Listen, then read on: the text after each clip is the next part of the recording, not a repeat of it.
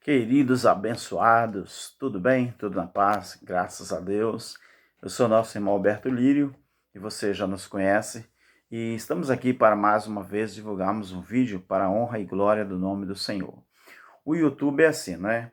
Já que o YouTube se tornou uma igreja, graças a Deus, vamos dizer uma igreja sem parede, uma igreja virtual, onde nós entendemos que a graça de Deus é que nos sustenta, o próprio Filho de Deus é que nos ilumina, não precisa do, vamos dizer assim, da proteção dos homens, não precisamos de ministério dos homens, não precisamos mais, depois que o entendimento chegou, não precisamos estar sobre a tutela de homens, a tutela de convenções, a tutela de ministério, a tutela de nomes, de denominações.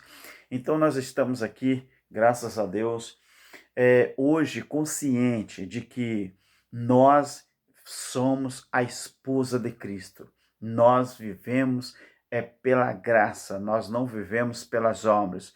Então, meus queridos, continue deixando o seu like, continue se inscrevendo no nosso canal, continue compartilhando as bênçãos da graça de Deus e ativando o sininho, tá bom? Ative o sininho em todos, para que o YouTube possa notificar você quando tiver um trabalho novo. Meus queridos, veja bem, um dos temas mais falados e até mesmo debatido entre colegas, né, estudantes da Palavra de Deus, um dos temas mais falados e debatido para chegar a um denominador comum é o tema sobre geração. Nós vamos estudar um pouquinho sobre a verdade do Espírito. Quantos anos tem uma geração segundo a Bíblia? Será quanto tempo? Vamos utilizar o texto de Jó, capítulo 42, versículo 16, para determinar, segundo a Bíblia, em quantos anos é dividida uma geração. Vamos ao texto? Jó 42, 16. Diz assim: Depois disto, viveu Jó 140 anos, e viu a seus filhos e aos filhos de seus filhos, até a quarta geração. Então morreu Jó, velho e farto de dias. Nós vemos aqui, meus queridos, que depois disto, a Bíblia diz, viveu Jó. Depois disso o quê? Todos nós sabemos a história de Jó. Esse texto, ele fala o que aconteceu com ele depois da tremenda prova que ele passou. Não é verdade? Todos nós conhecemos. Então, o que acontece? O que acontece aqui? Segundo o texto, os textos bíblicos que nós encontramos que tratam desse assunto, geralmente principalmente esse que nós acabamos de ler, Jó viveu depois da prova mais 140 anos, vendo seus filhos, netos e bisnetos. Então, nós vamos observar aqui uma coisa interessante. Preste bem atenção nisso que nós vamos falar. Então, segundo esse texto bíblico, Jó, ele viveu mais 140 anos depois que ele passou pela prova. Não é isso que a Bíblia diz? Então, vamos observar. Agora imagine você que se Jó ele conseguiu chegar até a quarta geração com 140 anos, a única conclusão que nós podemos chegar é que uma geração, nesse caso aqui, duraria 35 a 40 anos. A Bíblia diz que Jó acabou vivendo até a quarta geração. Então, se ele conseguiu viver até a quarta geração, o que acontece? Nós tiramos uma conclusão aqui que uma geração duraria em média de 35 a 40 anos. Aí alguém pode perguntar assim, mas será que esses 140 anos não se soma à idade que Jó já tinha quando ele ficou doente? Porque a palavra diz, e depois disso viveu Jó 140 anos, ou seja, depois do acontecido. Quando a Bíblia fala depois disto, disto é um pronome progressivo que nos apresenta o período que ele estava vivendo na prova. A palavra depois disso é um verbo progressivo que está fazendo nós entendermos que depois disso que depois que ele superou, depois que ele passou pela prova. Depois disto, ele viveu 140 anos, ou seja, depois do acontecido. Nós olhamos aqui na palavra de Deus, do jeito que fala aqui, eu vou citar aqui também Mateus, não é? E vou citar um outro texto que fala sobre geração. Outra coisa, meus queridos, é bom também nós termos em consciência de que existe uma coisa chamada corrente teológica. Nós não podemos esquecer isso. As várias correntes teológicas, elas diferem tópicos da Bíblia que pode passar por várias formas de interpretação. Por exemplo, essa que eu estou citando é uma delas. Então, existe uma coisa chamada correntes teológicas que diferentes tópicos da Bíblia existe uma outra forma ou alguém faz uma interpretação diferente daquela que geralmente a gente acredita. Entendeu, meus queridos? Então, mas isso não quer dizer que eu estou certo ou que o outro esteja errado. Entenda bem. Ou vice-versa. Vamos observar Mateus 23 e o verso 36 aqui. Mateus 26, o versículo 36. Observa aqui que interessante. Mateus 26, versículo 36. Olha o que diz aqui. Mateus 23, versículo 36. Jesus, quando ele estava relatando acerca do juízo que iria acontecer sobre Israel, na manifestação do Filho do Homem, ele começa o capítulo 23 fazendo uma censura aos escribas e aos fariseus. E ele está aqui chamando os escribas e fariseus a atenção. Quando a gente chega no versículo, a partir do versículo 33 do capítulo 23, ele começa a chamar aquela geração, aqueles homens de serpente, raça de víbora. Aí Jesus está falando, como que vocês vão escapar da condenação do inferno? Jesus falou assim, eu enviei profeta, eu enviei sábios, eu enviei escribas, quer dizer, escritores, né? Eu enviei, a uns vocês mataram, a outro vocês crucificaram, a outro vocês açoitaram na vossa sinagoga, e vocês perseguiram até de cidade em cidade. Assim vai recair sobre vocês todo o sangue justo derramado sobre a terra, desde o sangue do justo Abel até o sangue de Zacarias, que filho de Baraquias, a quem vocês mataram entre o alpendre e o altar. Quando chega no versículo 36, ele fala, em verdade eu digo a vocês, que todas essas coisas o quê? As que estão para trás, que ele falou que iria acontecer, todas essas coisas há de vir sobre esta, o tempo verbal aqui, é o tempo presente da época da escrita.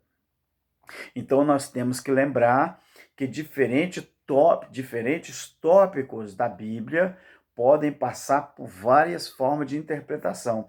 Então, Jesus está falando sobre esta. Jesus falou que tudo que estava acontecendo com relação ao maltrato dos profetas, dos santos de Deus, Jesus está falando aqui tudo que fizeram, o povo de Israel fizeram com os profetas, com os sábios, com os escribas, o sangue deles iria ser cobrado naquela geração. Mas que geração que Jesus está falando será? Então, observe outra passagem sobre Mateus 24 e 34, onde diz assim, ele está tratando do mesmo assunto, porque no original, meus queridos, não existe capítulos e versículos na Bíblia. capítulos e versículos na Bíblia foi introduzido para confundir a mente, coitada, vamos dizer, dos incautos. A Bíblia, você não lê ela no original, você não lê fazendo divisão de capítulos e versículos. É como uma carta que você escreve para sua namorada, para sua esposa, para o seu parente. Não tem capítulos e versículos. Então, quando a gente chega no versículo aqui, 34, ele fala assim, 33, 34. Igualmente vós quem? Os judeus, Israel. Igualmente vós, quando virdes todas essas coisas, sabei que ele está próximo, a manifestação do Filho do Homem. Em verdade vos digo a vocês, porque vos é a segunda pessoa do plural e eu posso, como eu estou no futuro da escrita, eu posso trocar essa palavra e falar assim, em verdade eu posso trocar o vos por vocês, porque eu estou no futuro da escrita, é o pretérito, não é? Então, aprender agora a parábola da figueira. Quando chega no versículo 34, ele diz, em verdade vos digo que não passará esta. Você está vendo? Esta geração, sem que todas essas coisas aconteçam. E outra coisa, Jesus falou que poderia passar céu e terra, mas as palavras dele não passaria de jeito nenhum. Elas tinham que ser cumpridas dentro do tempo que ele determinou. Porque Deus, Jesus, ele determina tempo, porque ele é o Filho de Deus. Então, a palavra geração, que vem de geneia, tempo, época, né, aions. Então, essa palavra geração, então, ela é muito importante a gente observar. Mas uma coisa eu quero frisar, meus queridos, que ninguém é o senhor do saber. Ninguém é senhor do saber. E eu acho muito bom essas curiosidades da Bíblia, sabe por quê? Porque desperta em nós o desejo de ampliarmos o nosso conhecimento sem ofender a quem quer que seja, claro, não é? Então, a minha contribuição é o seguinte: se o texto diz que depois de todos os acontecimentos, Jó viveu mais 140 anos e viu os seus descendentes, então o que acontece? Para nós, se esse texto diz que Jó viveu mais 140 anos e viu os seus descendentes até a quarta geração, nós poderíamos concluir que ele viveu ao todo 280 anos. Será? Será que podemos fazer esse tipo de interpretação? Nesse caso, será que ele viveu o dobro da sua idade? Nesse caso, o que dividido por 4 gerações dá um total de 70 anos cada geração. Então vamos analisar a Bíblia aqui. Você presta atenção nisso aqui, que é importante, porque é bom a gente observar que também as gerações dependem dos tempos. Geração depende dos tempos.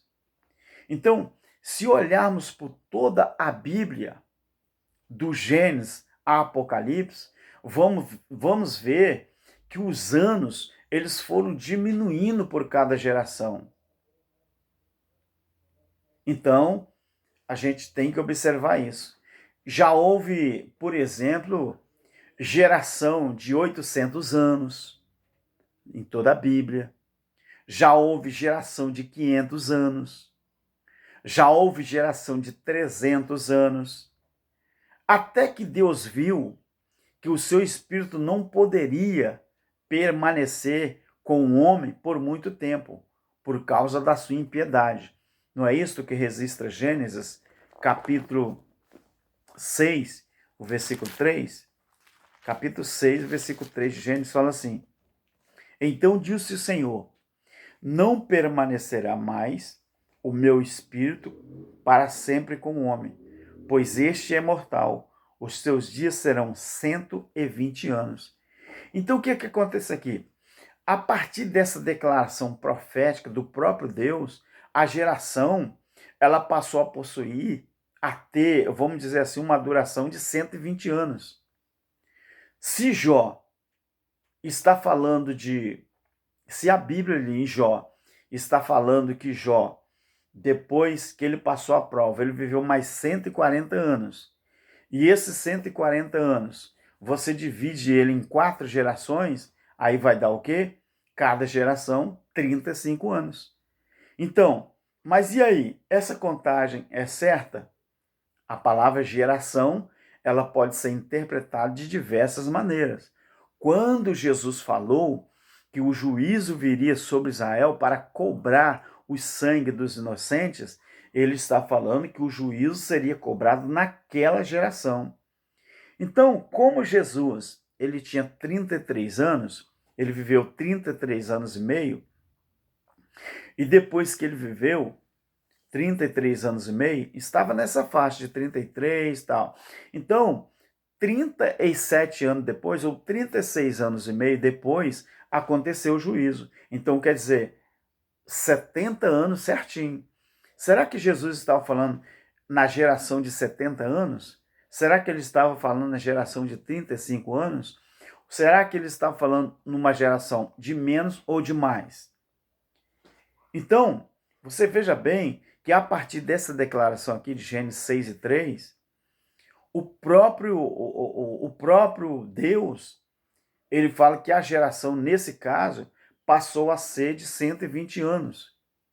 Embora, meus queridos, o Salmo, vamos ver aqui, embora o Salmo de número 90, né, versículo 10, o Salmo 90, versículo 10 fala assim: a duração de nossa vida é de 70 anos, e se alguns, pela sua robustez, chegam a 80 anos, o melhor deles é canseiro e enfado, pois passam rapidamente e nós voamos. Então, embora esse salmo aqui, ele está tendo uma margem de 70 a 80 anos de uma geração, não significa que a geração atual é de 70 a 80 anos. Se Jó teve o privilégio de ver seus filhos, netos e bisnetos até a 4ª geração, isso não implica dizer que uma geração ela dure 35 anos, pelo fato de calcular os 140 anos que Jó viveu. Quer dizer, 35 vezes 4, todos nós sabemos que dá 140.